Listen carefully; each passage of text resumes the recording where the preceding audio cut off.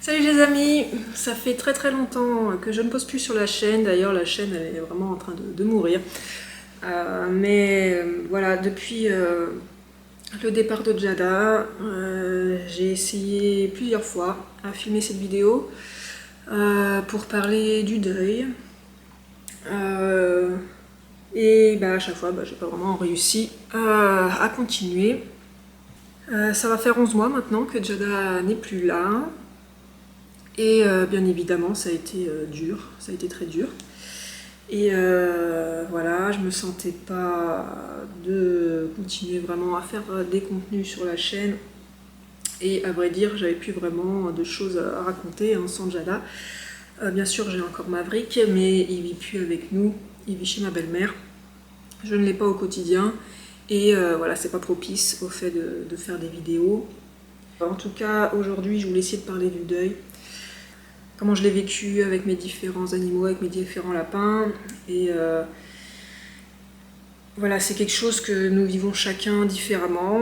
On a tous notre façon de gérer le deuil. Et c'est vrai que moi, la plupart du temps, ça a été bien évidemment très dur et j'ai dû faire des grandes pauses dans ma vie pour essayer de passer au-delà. Et j'ai beaucoup réagi en partant voyager plusieurs mois pour essayer de me vider l'esprit, ce qui n'a pas toujours très bien marché, je dois dire. Je me suis rendu compte après la perte de Jada que j'avais pas réagi pareil en fait à la mort de Jada que ce que j'avais réagi pour Pam ou Philou. Et je pense que c'est surtout dû au fait que Jada, on s'y attendait. Depuis 1 an, en fait, on avait cette épée Damoclès au-dessus de nous.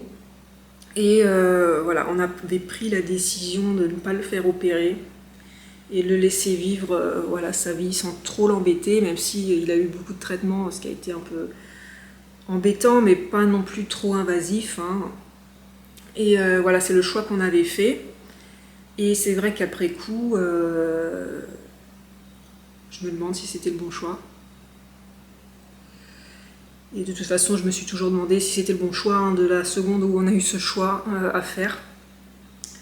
Mais dans tous les cas, le fait que pour Jada, ça faisait 1 an qu'on s'y attendait, qu'on le savait, qu'on s'y préparait, qu'on espérait que le traitement allait retarder les choses, mais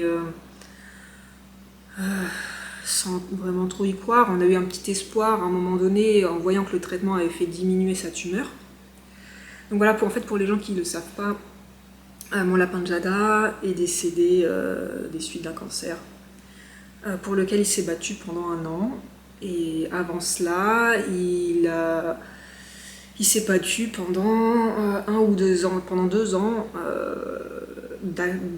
d'abcès dentaire qui revenaient tout le temps. Et il a subi de nombreuses opérations pour ses abcès dentaires. Et du coup, voilà, c'est pour ça que quand on a eu le choix pour sa tumeur, de l'opérer ou non, on a fait le choix de ne pas l'opérer parce qu'il avait déjà subi énormément d'opérations et que cette opération-là était très risquée et vraiment voilà, très invasive puisque ça impliquait une amputation. Mais le fait que Jada, voilà, on s'y préparait et puis qu'on voyait son état diminuer progressivement, petit à petit, voilà, au bout d'un moment, on s'y est préparé et quand la fin est arrivée, on savait déjà depuis quelques jours que voilà, c'était la fin. Et le truc, c'est que d'un côté, ça a été très progressif, mais d'un côté, ça a été quand même très rapide. Du moment où son état a commencé à se dégrader, ça a mis peut-être 2 mois, 3 mois peut-être. Parce qu'il a commencé à avoir du mal à se déplacer. Et 2-3 mois après, voilà, il bougeait plus du tout, quoi. Mais c'est vrai que le fait qu'on s'y prépare, quand c'est arrivé, bon, ça a été terrible. Le deuil a été plus rapide. Le deuil a été rapide parce que voilà, on le savait, on était préparés. Et ça a été aussi un soulagement dans le sens où dans ces dernières semaines, le pauvre, il souffrait. Il était plus du tout autonome en fait.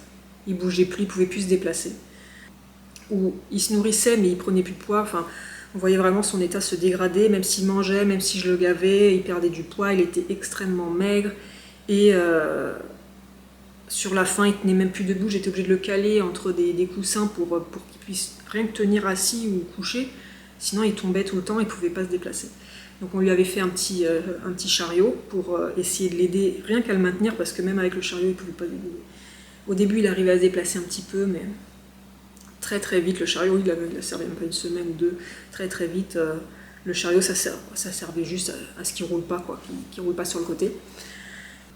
Mais il était toujours là, il était toujours vif, son esprit était là, et on a fait une dernière visite chez le véto. Voilà, en lui expliquant la situation. Et donc elle nous a prescrit des injections à lui faire en nous disant voilà, que c'était un antidouleur puissant pour qu'il ne souffre pas. Mais quand on y allait, elle lui a fait une première injection et je devais lui faire une injection moi-même tous les matins pendant 2 ou 3 jours, je crois. Et je ne sais pas si la vétérinaire m'a menti, entre guillemets, ou m'a minimisé les choses, m'a dit que c'était pour la douleur, ou si c'est une incroyable coïncidence. Mais le matin, en fait, avant l'injection, il allait très bien. Il allait très bien. Il était dans son état où il était, mais il était vif, son esprit était là. Quand je lui proposais des petites croquettes, des petites friandises, il était tout content. Alors oui, il ne pouvait pas marcher ni rien, mais il était là, quoi. Et du moment où elle lui a fait cette injection, alors ça l'a rendu très somnolent. Donc au début, je me suis dit, bon, c'est normal, c'est l'antidouleur et tout. Ça va lui éviter d'avoir mal. Et donc le lendemain matin, il était redevenu normal lui-même. Et je devais lui faire cette injection du même médicament qu'elle lui avait donné la veille. Et déjà, j'étais pas très rassurée à l'idée de lui faire une injection. C'était une injection sous-cutanée. Je l'avais déjà fait parce que moi j'ai été volontaire bénévole dans des centres de sauvegarde pour la faune sauvage où j'avais déjà eu l'occasion de pratiquer des injections, on m'avait appris comment faire, et donc la véto m'avait rappelé comment faire. Donc je savais faire, même si ça faisait longtemps que je n'avais pas fait. Et j'avais du mal à lui faire, j'arrivais pas bien à passer sa peau, voilà. Et du coup j'ai hésité. Et à un moment donné, je me suis dit, non, il faut que je lui fasse, la véto m'a dit de lui faire, ça va lui faire du bien. Je lui fais l'injection, et de là, il était plus là. Voilà, ça très vite, c'est comme si qu'il était mort cérébralement. Il était là, mais il réagissait plus en fait. Il réagissait plus, il n'y avait plus de lueur dans ses yeux. Et je sais pas si il ne souffrait plus grâce à l'injection ou au contraire s'il souffrait beaucoup. J'ai du mal à me rendre compte. Dans tous les cas, à partir de ce moment-là, j'ai su que c'était la fin. C'était la fin et du coup, j'ai vu son état se dégrader et je ne sais plus si c'était le jour même ou le lendemain matin. On a dû l'emmener chez le vétérinaire d'urgence pour malheureusement l'euthanasier. J'allais pas le laisser à l'agonie. Il était en train d'agoniser en fait. Il était en train d'agoniser, il avait du mal à respirer. Donc voilà, je suis allée de toute urgence chez un vétérinaire à côté de chez moi parce que je ne me voyais pas faire 1 heure de route pour aller chez notre vétérinaire qui le prenait en charge, parce que voilà, notre vétérinaire est à 1 heure de route. D'ailleurs, j'étais en contact avec elle par message et je crois que je lui avais dit, oui, là je pense que c'est la fin. Elle m'avait dit, est-ce que tu veux venir pour l'euthanasie et tout. Et j'ai dit, au départ, j'ai dit, oui, je vais attendre encore une petite heure, voir comment ça va. Et après, j'ai dit non, non, là je peux pas attendre, j'ai pas le temps en fait de venir chez toi. Voilà, faut que j'aille chez le vétérinaire de garde. En plus, c'était un jour férié. À côté de chez moi. Parce que là, il va pas tenir jusqu'à 1 heure de route, quoi. Et voilà, c'était horrible. J'étais pressée en fait. Parce qu'en fait, le truc, c'est que le vétérinaire de garde, en plus, il pouvait pas être là à la seconde, parce qu'il était chez lui, c'était férié, le temps qu'il arrive, donc il y avait une demi-heure peut-être d'attente, où il fallait attendre un petit peu. Et c'est sûr que là, j'avais hâte d'y arriver, parce que je le voyais que là, il était vraiment en souffrance. Là, il était vraiment en souffrance. Et je me suis dit, non, c'est pas possible qu'il souffre autant. Et donc voilà, une fois qu'on est arrivé chez le veto, heureusement ça a été rapide. Il lui a donné d'abord une première injection pour l'endormir. Donc du coup, ça a arrêté tout de suite ses souffrances et il n'était plus du tout conscient. Donc de toute façon, voilà, nous on a pris la décision de l'euthanasie vraiment au dernier moment, comme je l'avais expliqué dans une autre vidéo. Pour moi, tant qu'il n'était pas en souffrance et tant que je voyais qu'il y avait de la vie dans ses yeux, qu'il était content de vivre, il était hors de question pour moi d'envisager l'euthanasie. Et voilà, nous on a fait le choix de l'euthanasie dès lors qu'il était à l'agonie, qu'il avait mal, qu'on savait qu'il n'y avait plus d'espoir, qu'il fallait le soulager. Voilà. Et cette matinée a vraiment été horrible. Le temps, voilà, d'arriver chez le vétérinaire. Et une fois qu'il est parti, voilà, on l'a enterré dans le jardin, on lui a fait une petite tombe. Et malgré la tristesse, on était soulagés. J'étais soulagée qu'il ne souffre plus. Et ça, c'est sûr que ça a aidé dans le deuil, en fait, dans l'acceptation. Ça m'a beaucoup aidé à accepter la chose. Il n'y avait pas d'incompréhension, comme pour Pam, par exemple. Pour Pam, c'est arrivé tellement soudain. Elle était jeune, en bonne santé, heureuse. Elle avait toute la vie devant elle. Et quand elle est partie en une journée de temps à cause d'une occlusion intestinale fulgurante et des vétérinaires, pareil, incompétents, étant donné qu'il n'y avait pas de NAC en urgence, on était vraiment en colère, dans l'incompréhension et impossible d'accepter ce qui s'était passé. Et là, pour le coup, j'ai mis des mois à ne serait-ce que accepter ce qui s'était passé, réaliser ce qui s'était passé, et aussi énormément de culpabilité. Énormément de culpabilité dans le sens où, alors on avait réagi tout de suite, mais après coup on s'est dit qu'on aurait dû l'emmener chez la vétérinaire qui est à 1 heure de chez nous en fait, qui elle est spécialisée NAC et qui aurait peut-être pu la sauver en fait, peut-être qu'il y avait une opération qui était possible, je ne sais pas. En fait, le vétérinaire où on l'a emmené, c'était le vétérinaire qui la suivait, où il y avait un vétonac, mais il était là qu'une journée par semaine. Et bien évidemment, dans les urgences, il n'est pas là. Et ce qu'ils nous ont dit chez le véto, c'est que ils avaient contacté le vétonac pour savoir ce qu'il fallait faire, tout ça.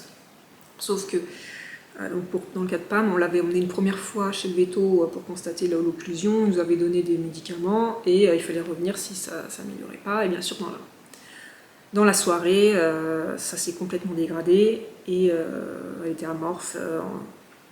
On l'a emmenée en toute urgence et on a trouvé, donc c'était la nuit, les vétérinaires de garde, c'était des vétérinaires étudiants qui ne savaient même pas poser une perf, donc voilà, elle a perdu connaissance directe et ils n'ont rien pu faire pour elle, quoi. Donc à la fois une colère, une culpabilité du fait de ne pas l'avoir emmenée chez un véto spécialisé, en sachant qu'elle puisse être prise en charge. Et l'incompréhension, ne pas savoir en fait pourquoi elle a fait cette énorme occlusion, si elle a mangé quelque chose qu'il fallait pas à la maison, si elle a grignoté un truc. Voilà, ça a été terrible.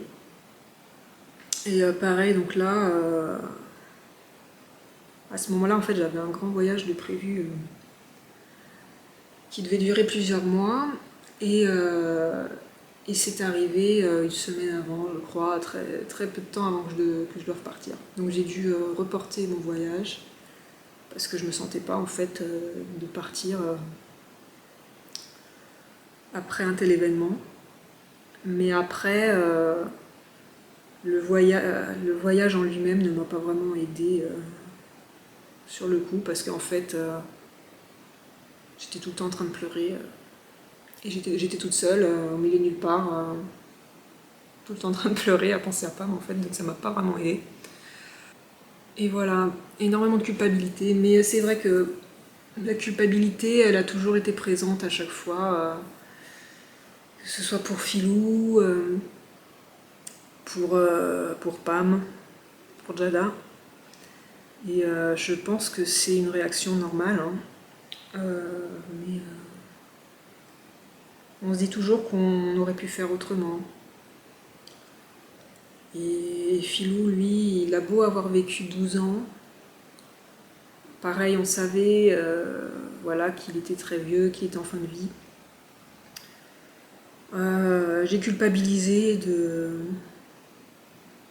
l'avoir embêté avec cet abcès dentaire. Il a eu un abcès dentaire à la fin de sa vie. Et au lieu de... J'aurais pu lui laisser son abcès comme ça, et c'est pas grave, il était vieux. On a voulu, avec le vétérinaire, avec l'aval du vétérinaire, essayer voilà, de le soigner. Donc on lui a percé cet abcès. Sauf que ça a entraîné des soins lourds et douloureux à faire tous les jours, plusieurs fois par jour, pour purger le pus, nettoyer l'abcès, etc. Et ce qui occasionnait des souffrances inutiles. Alors c'est sûr, on ne pouvait pas savoir que quelques semaines après, ça allait être la fin. Mais je me dis, ces dernières semaines, ces derniers jours, il les a passés à souffrir avec cet abcès, qu'on aurait pu le laisser tranquille. Après, c'est peut-être vrai que c'est aussi l'abcès qui a accéléré les choses. Peut-être que sans l'abcès, il aurait vécu un peu plus longtemps. Dans tous les cas, voilà, j'ai culpabilisé pour ça, pour Philou, de l'avoir fait souffrir avec cet abcès inutilement. J'ai culpabilisé pour Pam de ne pas avoir eu la bonne réaction, de ne pas l'avoir emmené chez le bon vétérinaire. Pour Jada, je culpabilise. Je culpabilise par rapport à cette injection. Je me dis, c'est de ma faute, c'est à cause de cette injection-là que tout a dégénéré. Alors peut-être que sans, il aurait duré encore quelques jours de plus ou pas, j'en sais rien. La vétérinaire m'a dit que non, ça n'avait aucun rapport, c'était juste une coïncidence. Et que de toute façon, voilà, c'était la fin. Pour Jada, je me dis, peut-être que si on avait fait l'opération, il serait encore là. Si on lui avait amputé la patte, est-ce qu'il serait peut-être encore là en fait? Mais ça, on peut pas le savoir. Donc voilà, tout ça pour dire que le deuil c'est pas facile, on met du temps à s'en remettre. Et c'est vrai que quand même, pour Jada, on a accepté les choses beaucoup plus rapidement et ça a été plus facile, paradoxalement, même si ça a été très dur ces derniers moments. Le après était plus facile, parce qu'on avait accepté la chose, on s'y était préparé. Et pour Pam, ça a été le pire en fait. Voilà, je sais pas trop si cette vidéo sera très utile ou qu'elle intéressera quelqu'un. Voilà, j'avais besoin d'en parler un petit peu. C'est sûr, on a tous une façon différente de gérer le deuil. Je sais que des gens reprennent des animaux tout de suite derrière. Et je sais que ça peut aider à ne serait-ce que penser à autre chose et se focaliser sur quelqu'un d'autre et s'occuper l'esprit. C'est vrai que pour moi, c'est sûr que ça m'a aidé d'essayer de penser à quelque chose d'autre. notamment avec les voyages, mais ça n'a pas toujours été suffisant. Je n'ai pas voulu à chaque fois reprendre directement un autre animal parce que j'avais cette sensation de remplacement et j'avais pas le cœur à tout de suite redonner de l'amour à un autre être. Mais même si les choses se sont un petit peu imposées à moi à chaque fois, après la perte de Filou et quelques mois partis loin de chez moi, j'ai quand même eu envie de prendre des lapins en famille d'accueil. Je voulais pas m'attacher trop, mais j'avais toujours envie de ce contact un petit peu. J'avais décidé pour pas franchir trop le pas tout de suite de réadopter un animal, j'avais choisi d'essayer la famille d'accueil. Sauf qu'au final, après 2 essais, je n'ai pas pu me résoudre à rendre le petit lapin qu'on avait chez nous. Et c'est comme ça qu'on a eu Pam au final, qu'on avait en famille d'accueil au départ. Ensuite, à la perte de Pam, on avait quand même Maverick. Donc du coup, là pour le coup, j'ai pas eu le choix de me concentrer sur lui.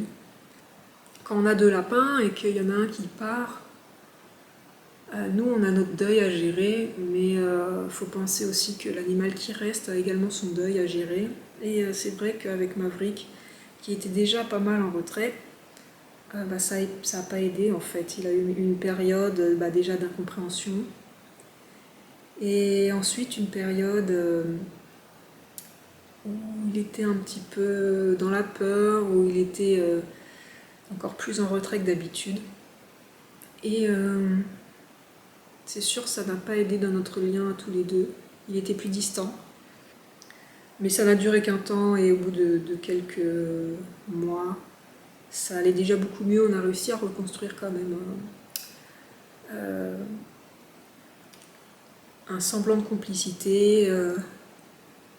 Voilà, je lui apprenais des tours. On avait quand même des interactions. Mais c'est vrai que ça a toujours été compliqué avec Mav. On a dû beaucoup travailler pour avoir justement ces interactions. Et le fait que maintenant on soit séparés, qu'on ne se voit pas souvent, tout cela c'est vraiment étiolé, quoi. Maintenant, Maverick est très distant et c'est compliqué d'avoir des contacts avec lui. Même quand on va le voir, il est toujours très distant, il se laisse pas trop approcher. Et c'est comme ça. Après la perte de Jada, pareil, j'avais pas dans l'idée de reprendre tout de suite un animal. Moi, je voulais récupérer le Mav à la base, parce qu'en fait, la principale raison pour laquelle on pouvait pas avoir les deux en même temps, c'est qu'ils s'entendaient pas tous les deux, que c'était 2 mâles. Et surtout que le fait que Jada soit malade, on devait être avec Jada en permanence pour pouvoir le soigner. Et c'était trop compliqué d'avoir les 2 lapins. Maintenant que Jada n'est plus là, je voulais récupérer bien évidemment Maverick pour l'avoir auprès de moi. Mais voilà, les choses ne sont pas si simples parce que Maverick s'est habitué à sa vie chez ma belle-mère, il a créé des liens avec eux, il a un grand jardin, il est heureux, il gambade, il court. Et je ne suis pas sûre de pouvoir lui offrir ici ce qu'il a là-bas. J'ai pas envie de le bouleverser pour un changement qui ne soit pas positif pour lui. Pour mon plaisir égoïste de l'avoir auprès de moi, nos liens se sont étiolés. Lui, quand il me voit, il n'a pas spécialement envie d'être en contact. Donc le forcer de venir ici pour mon propre plaisir, pour combler mon besoin, mon manque, sachant qu'il ne sera pas forcément mieux. Et quand je dis qu'il ne sera pas forcément mieux, c'est par rapport aux conditions qu'on peut lui offrir ici, sachant que voilà, mon compagnon ne veut pas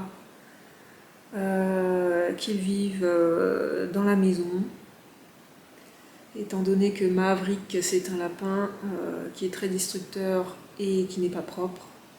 Les conditions qu'on pourrait lui offrir aussi ici, c'est vivre dans le garage et dans le jardin, qui est beaucoup plus petit que là où il est, et qui est plus dangereux aussi parce qu'il y a énormément de chats dans le quartier.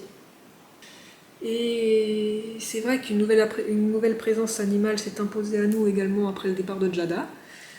Parce que à peine quelques, je sais pas, jours, semaines après que Jada ne soit plus là, on a des chats du quartier qui venaient tous les jours dans notre jardin régulièrement. On a commencé à les nourrir et de fil en aiguille, en fait, maintenant on se retrouve avec 3 chats qui vivent à la maison. Ce qui fait que c'est également une raison pour laquelle ça serait compliqué de récupérer Maverick.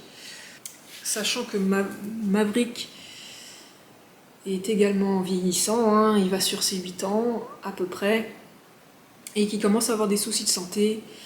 Il va falloir à un moment donné qu'on le récupère pour pouvoir lui effectuer les soins dont il a besoin, les traitements dont il va avoir besoin en vieillissant. Mais j'appréhende un peu comment ça va se passer pour lui. Je sais que voilà, Maverick c'est un lapin très peureux, craintif. Et le fait qu'il y ait des chats ici, voilà, je suis pas sûre que pour lui, ce soit la meilleure option d'être avec nous en fait. Mais le jour où ce sera obligatoire, on le récupérera bien évidemment, parce qu'on ne peut pas imposer à mes beaux-parents d'avoir une telle charge que de s'occuper d'un animal vieillissant, en mauvaise santé, qui a besoin de soins, de visites régulières chez le vétérinaire, etc. Surtout avec un lapin comme Maverick, où c'est compliqué quand même de l'attraper pour lui donner un traitement. J'avais pas mal de vidéos que j'avais commencé de tourner avec Jada, donc à la fin de sa vie, notamment sur la construction de son petit chariot. J'avais aussi filmé les traitements, l'avancée de l'évolution de son état, dans l'optique d'en faire une vidéo. Hein.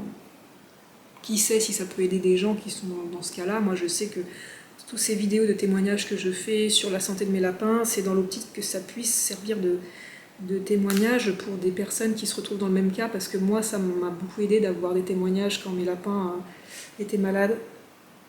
Et c'est vrai que j'ai complètement abandonné le montage de ces vidéos.